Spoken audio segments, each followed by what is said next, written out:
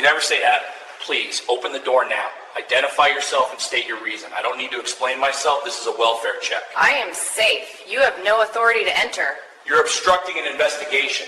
You're violating my rights. Leave immediately. Last warning, open... The doorbell camera started recording at exactly 2:47 in the morning when its motion sensor detected someone moving on the front porch. Over the next 12 minutes, it captured footage that would completely destroy a police officer's career, expose corruption inside the department, and lead to one of the biggest civil rights settlements the city had ever seen. Inside the apartment, a woman was sleeping peacefully.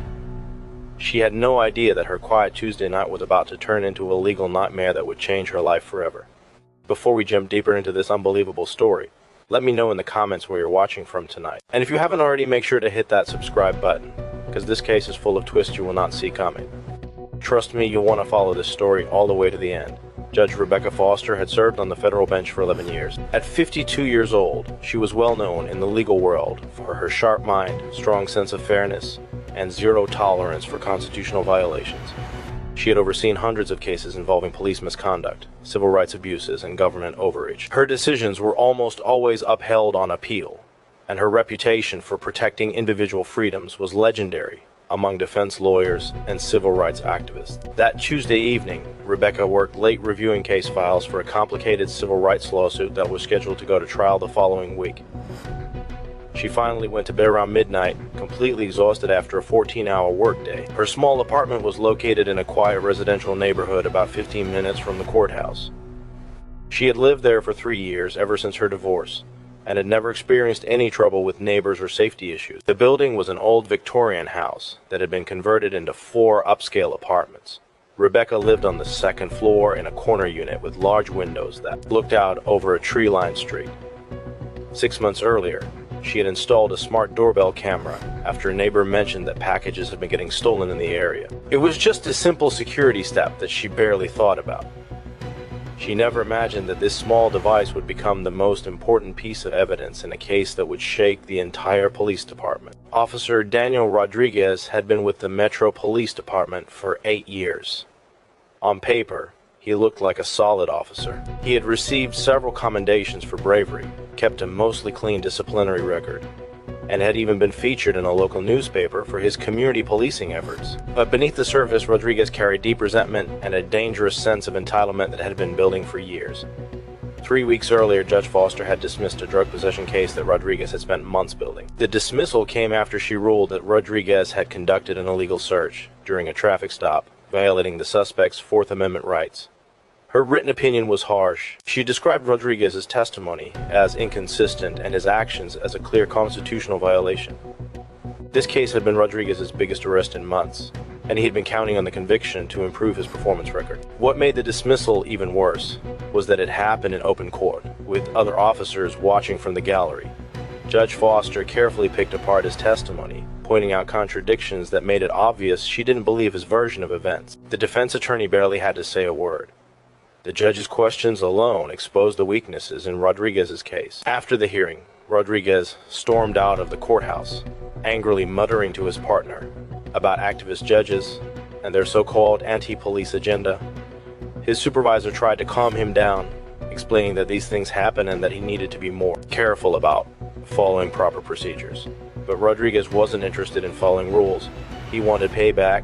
For the next 3 weeks, Rodriguez began driving past Judge Foster's apartment building during his patrol shifts. He learned her routine, noticing when her lights turned on and off when she came home from work, and when she left in the mornings. He told himself he was just keeping an eye on the neighborhood, making sure everything was safe. But his partner started to notice how often they ended up on Rebecca Street, especially during late night shifts. That Tuesday night, Rodriguez was working alone. His usual partner had called in sick, and the department was short-staffed, so he was patrolling solo. He had been in a bad mood all week because another one of his arrests had been thrown out by a different judge.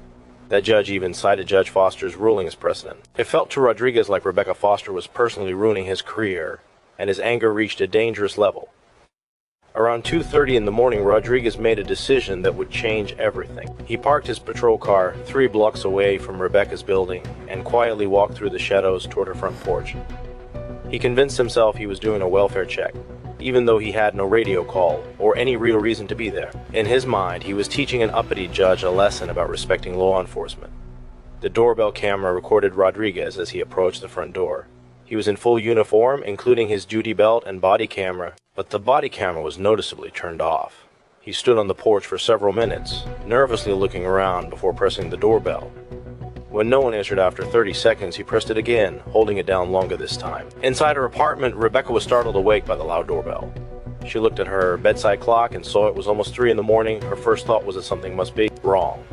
Maybe there was a fire in the building or a neighbor was having a medical emergency. She quickly grabbed her robe and walked to the front door, then looked through the peephole. Through the curved, blurry view, she saw a police officer standing on her porch. Right away, alarm bells went off in her mind. As a federal judge, Rebecca knew she could be a target for angry defendants or people connected to them. She had received threats before, although none had ever turned into real danger. Still, a police officer showing up at her door in the middle of the night was very strange and deeply concerning. Rebecca called out through the closed door, asking the officer to identify himself and explain why he was there. Rodriguez said he was doing a welfare check because neighbors had reported suspicious activity around her apartment. This was a lie, and Rebecca knew it immediately. She had been a prosecutor long enough to recognize when an officer was pushing past his authority. She asked him which neighbors had called and what exact suspicious activity they had reported. His answers were unclear and didn't match up. First, he claimed someone had called about possible break-in attempts, but when Rebecca asked for details, he couldn't give any. She then asked for his badge number and the incident report number for the welfare check. Rodriguez became more and more irritated. He demanded that she open the door so he could verify her safety. This was when Rebecca made a smart choice that later became very important. She told him she would not open the door without proper documentation showing a real welfare check request. She explained that as a federal judge, she received regular security briefings and had been instructed to confirm the legitimacy of any law enforcement contact, especially unusual hours. Rodriguez's reaction showed his true intentions. Instead of providing paperwork or calling his supervisor to confirm the welfare check, he became aggressive and threatening. He accused Rebecca of obstructing a police investigation and claimed he had the authority to enter her apartment if he believed someone inside was in danger. Rebecca calmly replied that she was clearly safe and accounted for, and there was no reason for him to enter. She suggested that if he truly had safety concerns, he should contact the Federal Marshal Service, which handles security for federal judges. This suggestion only made Rodriguez angrier. What happened next was captured clearly by the doorbell camera. Rodriguez stepped back from the door and appeared to speak into his radio. Later investigations would show that he never actually called dispatch or requested backup. He was pretending to follow procedure, talking into the radio while no one was actually on the other end. After this fake radio call, Rodriguez returned to the door and told Rebecca that he had received new information about an immediate threat to her safety. He claimed dispatch had told him someone was trying to break into apartments in her building and that he needed to conduct an emergency security sweep of her unit. Rebecca knew this was nonsense. If there had been a real threat, the Federal Marshal Service would have been contacted, not a random patrol officer. And if someone had really been breaking into apartments, other residents would have been woken up. Alarms would be going off, and there would be clear signs of trouble. Rebecca firmly told him she would not open her door, and that he needed to leave her property immediately. She also said she would contact the Federal Marshal Service and his department to report his inappropriate behavior. That's when Rodriguez completely lost control.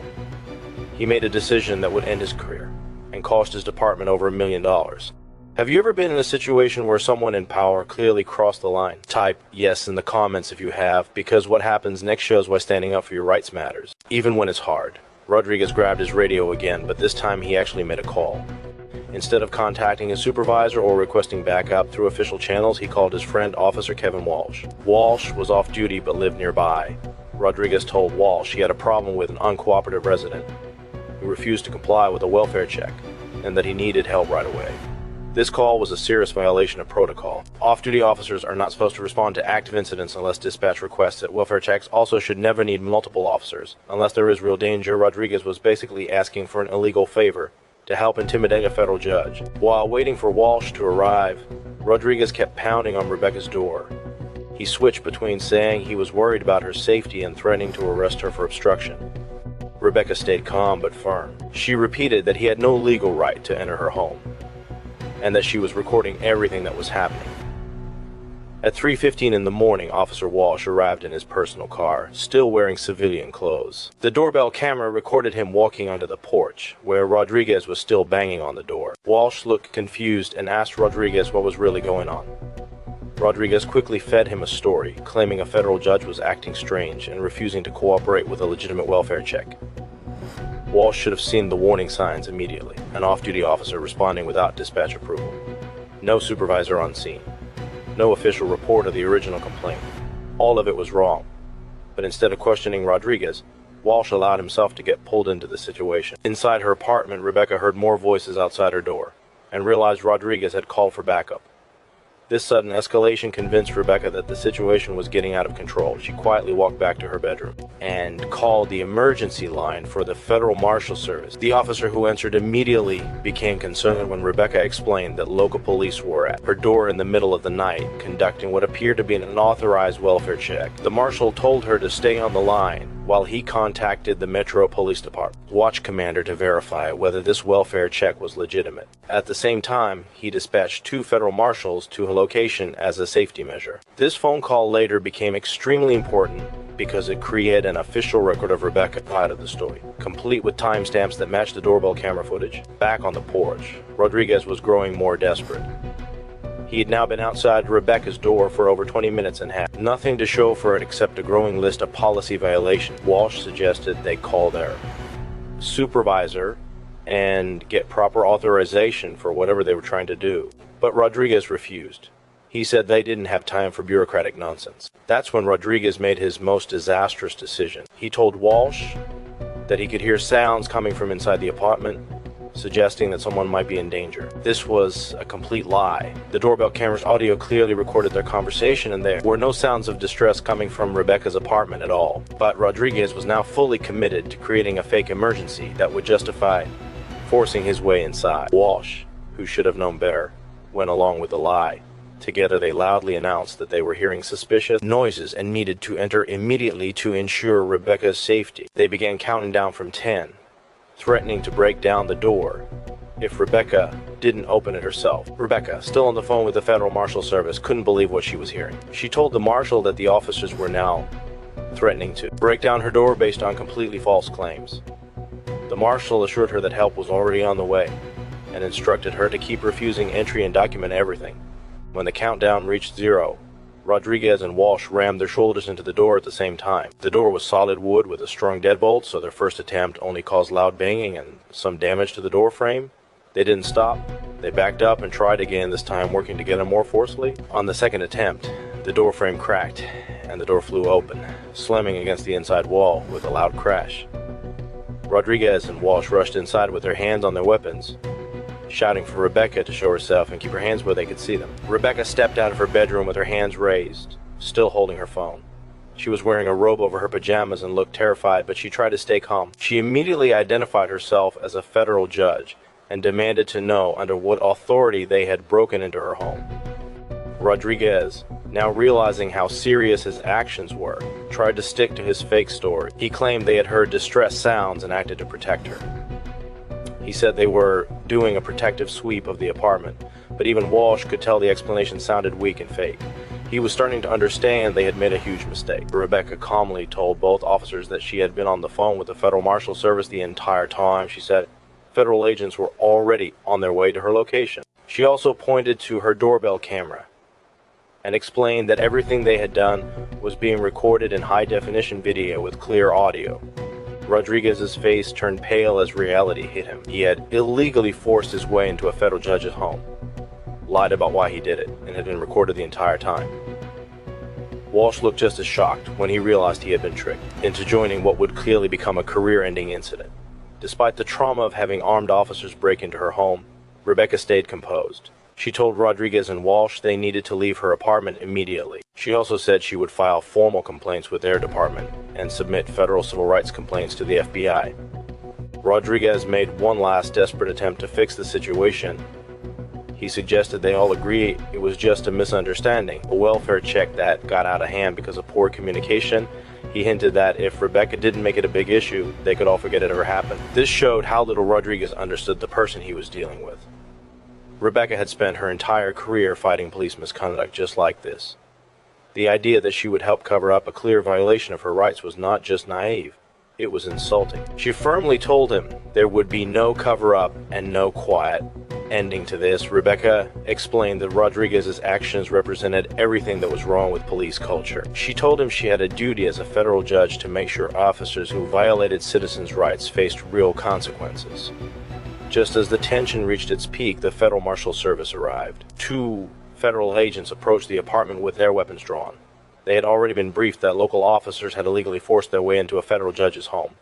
They quickly assessed the situation and took control of the scene. The marshals ordered Rodriguez and Walsh to step away from Rebecca and explain why they were inside her apartment.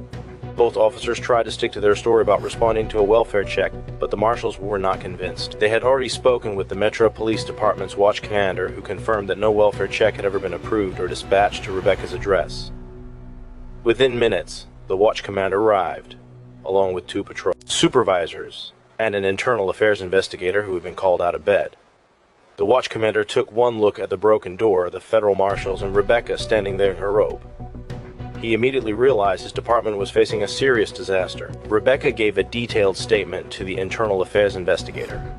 At the same time, the federal marshals secured the doorbell camera footage as evidence. The video clearly showed Rodriguez approaching the apartment with no valid reason, lying about why he was there, calling unauthorized backup, making up an emergency, and then forcing his way inside illegally. The watch commander immediately suspended both Rodriguez and Walsh while a full investigation was launched. He also made sure photos were taken of the damaged door and apartment. Emergency repairs were arranged to secure Rebecca's home for the rest of the night. By sunrise, news of the incident had reached the highest levels of both the police department and the federal court system. The police chief was woken up at home and briefed on the situation. At the same time, the chief judge of the federal district court was informed that one of his colleagues had been the victim of what appeared to be a police home invasion. By mid-morning, the media got hold of the story. By noon, it was a top headline on every local news channel. The headline practically wrote itself. Federal judge's home invaded by rogue police officers. Entire incident caught on doorbell camera. Rodriguez's personnel file was immediately reviewed. It revealed a pattern of complaints about aggressive behavior and constitutional violations that supervisors had mostly ignored. The drug case that triggered his anger toward Rebecca was just the latest in a long line of cases where judges and defense attorneys had questioned his honesty. Walsh's involvement also damaged the department's reputation. As an off-duty officer who responded to an unauthorized call, he had violated multiple policies. He showed the kind of loyalty over law behavior that federal investigators often look for in misconduct cases. Within 48 hours, the FBI opened a civil rights investigation. They treated the incident as a possible criminal conspiracy to violate Rebecca's constitutional rights under color of law. This federal charge carried serious felony penalties and could result in major prison time for both officers. Rebecca hired one of the most respected civil rights law firms in the country. They had a history of winning multi-million-dollar cases against police departments. Right away, they recognized this case had everything needed for a massive verdict. The doorbell camera footage became the center of both the criminal and civil cases. The video was so clear that it destroyed any chance the officers could claim they acted in good faith. Even more damaging was the audio. It captured every lie Rodriguez told, every threat he made, every illegal excuse he tried to use. The footage showed a clear pattern of rising misconduct that ended in an illegal forced entry into a federal judge's home. Public reaction was immediate and furious. Civil rights groups demanded federal oversight of the police department. Legal experts called it one of the worst examples of police misconduct they had ever seen. At first, the police union tried to defend Rodriguez and Walsh. They claimed the officers acted in good faith based on training and experience, but that defense collapsed as soon as the video was released to the public. Everyone could now see exactly what had happened. Within 2 weeks, Rodriguez was fired from the department. He lost his job, his pension, and his benefits. Walsh received a slightly lighter punishment. He was also terminated but kept his accrued benefits because investigators viewed him as a manipulated accomplice rather than the main instigator. But the legal consequences were only just beginning. The federal investigation quickly expanded to include Rodriguez's entire history with the department. Investigators focused on past cases where suspects had complained about his behavior, but supervisors had ignored those warnings. Rebecca's civil lawsuit didn't just seek damages for the illegal entry into her home. It also targeted the bigger issue, the long pattern of constitutional violations his actions represented. Her lawyers argued that Rodriguez's behavior wasn't random. It was the predictable result of a department culture that tolerated and sometimes even encouraged aggressive policing. Have you ever wondered how much one bad decision can really cost? In this case, the price would turn out to be far higher than anyone expected, and the impact would spread far beyond just 2 officers and 1 judge. During the discovery phase of the lawsuit, Rebecca's legal team uncovered a massive amount of evidence the department never wanted made public. The team, led by veteran civil rights attorney Sarah Chen, subpoenaed Rodriguez's full personnel file, internal emails between supervisors, and training records from the past 5 years. What they found showed a disturbing pattern of misconduct that went far beyond one officer's personal grudge. Rodriguez had received 17 citizen complaints during his 8-year career. 14 of those complaints accused him of excessive force, racial profiling, or false arrest. Even more shocking, supervisors knew about his behavior and still failed to take real disciplinary action. Internal emails showed his sergeant joking about Rodriguez's aggressive style. He even called Rodriguez their problem solver when dealing with difficult suspects. The department's training records revealed another serious issue. Rodriguez had failed his yearly constitutional law refresher course 3 times in the past 2 years. This course specifically covered Fourth Amendment rights, and when officers are legally allowed to enter private homes. His repeated failures should have led to extra training or suspension. Instead, supervisors simply changed his grades and kept him on active duty. Walsh's role made things even worse for the department. Text messages from his phone showed Rodriguez had been complaining about Judge Foster for weeks before the incident. In one damaging message, Rodriguez wrote that he wanted to teach the judge a lesson for disrespecting cops. Walsh replied with laughing emojis, and even suggested ways to make her life harder. These messages turned the case into something much more serious. It was no longer just police misconduct. It became a federal conspiracy case. The FBI expanded its investigation to include possible charges of criminal conspiracy, violation of civil rights under color of law, and lying to federal investigators. Media coverage exploded when details from Rodriguez's file became public in court documents. Investigative reporters tracked down his past victims. Many of them had been too scared or too poor to fight back before. A clear pattern emerged. Rodriguez had been targeting vulnerable people for years, while the department looked the other way. Maria Sinos, a single mother, came forward. She said Rodriguez illegally searched her car during a traffic stop, planted evidence when he found nothing, and threatened her children when she tried to complain. Her case had been thrown out by a judge who didn't believe Rodriguez's story, but the department still took no action. James Wilson, a college student, shared his story too. He said Rodriguez beat him during what should have been a simple jaywalking stop.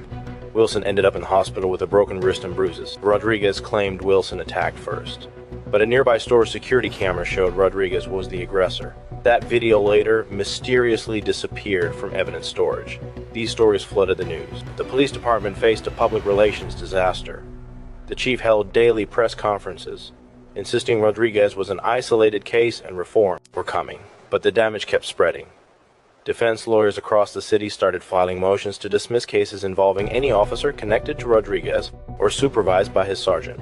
This contamination effect ruined months of police work. Serious criminals walked free because cases collapsed.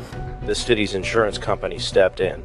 They knew they would have to pay any settlement or court judgment. After reviewing the doorbell footage, their risk team concluded the city had almost no chance of winning a trial.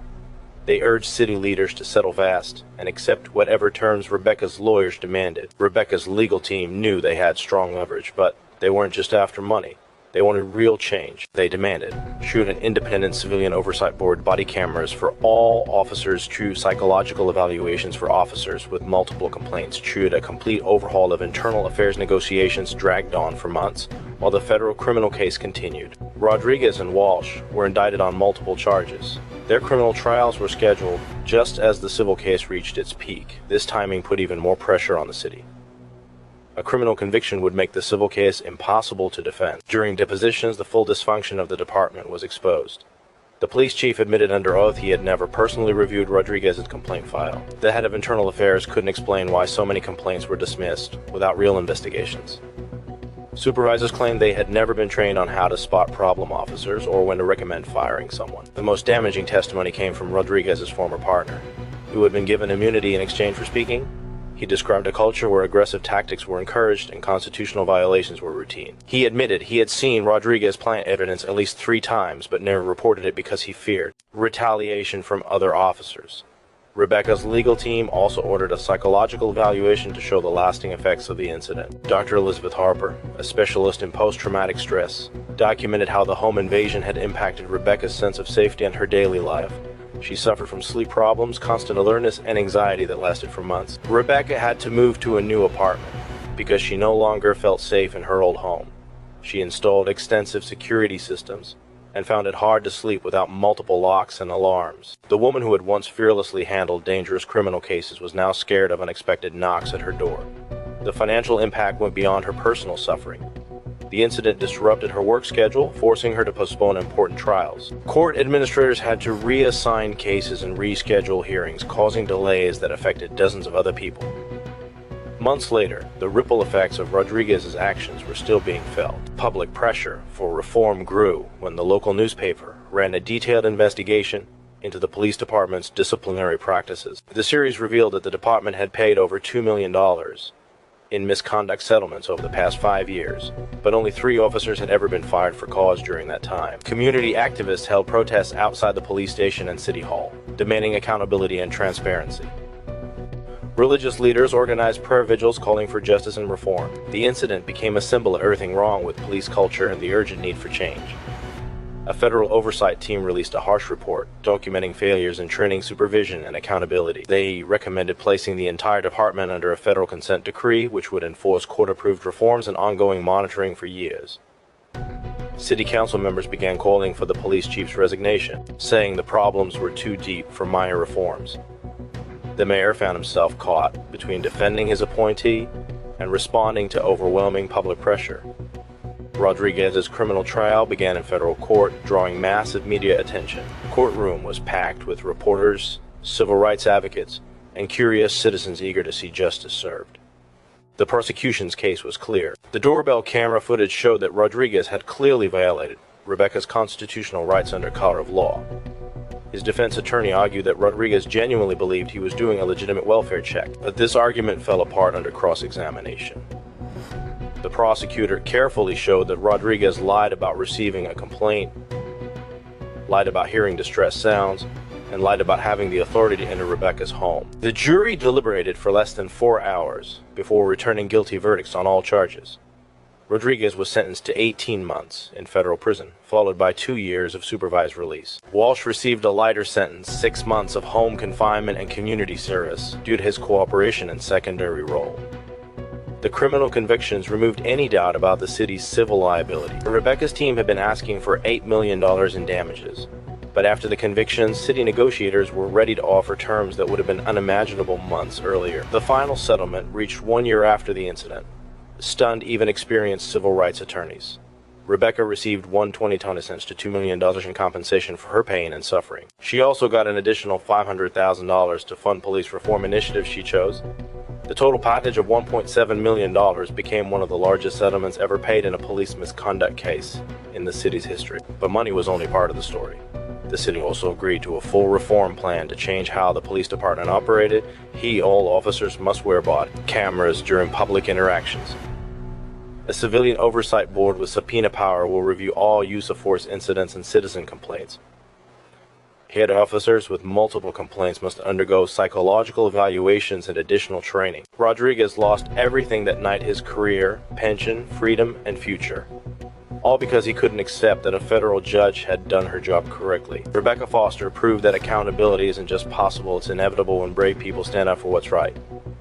And technology records the truth. That doorbell camera didn't just capture an incident, it captured justice in action. This case was shocking, but the one on the right ends in a way no one expects.